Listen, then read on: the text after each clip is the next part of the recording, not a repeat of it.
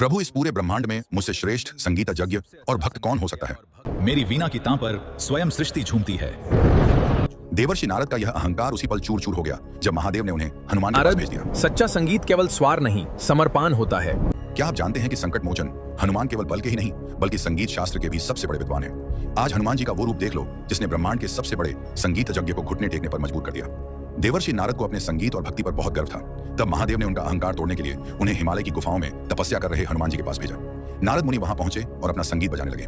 हनुमान जी ने चुपचाप सुना और फिर मुस्कुराकर बोले, नारद मुनि, आपकी वीणा मधुर है, पर क्या मैं भी कुछ गुनगुना सकता हूँ? नारद मन ही मन हंसे, एक वानर मुझे संगीत सिखाएगा। हनुमान जी ने जैसे ही अपनी आंखें बंद की और राम नाम का राग चेहरा, राम राम जय राजा सीताराम, सीताराम रे मन राम राम, हिमालय की हवाएं थम गई और तभी कुछ ऐसा हुआ कि हनुमान जी के संगीत की गर्मी से पास की एक विशाल चट्टान पिघलने लगी। नारद मुनि की आंखें फटी की फटी रह गईं जब उन्होंने देखा कि वह पिघली हुई चट्टान पानी की तरह बह रही है। हनुमान जी ने नारद मुनि से कहा, मुनिराज, अपनी वीणा इस पिघले हुए पत्थर के बीच में रख दीजिए।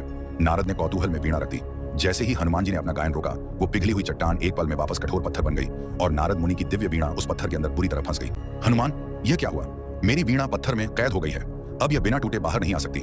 हनुमान जी शांत भाव से बोले, मुनिराज, अगर आपका संगीत और भक्ति सच्ची है तो आप फिर से वही राग छेड़िए और इस पत्थर को पिघलाकर अपनी वीणा निकाल लीजिए। नारद मुनि ने अपनी पूरी शक्ति लगा दी, पर पत्थर टस से मस नहीं हुआ। अंत में हनुमान जी ने दोबारा राम नाम का जाप किया, पत्थर फिर पिघला और नारद की वीणा मुक्त हुई।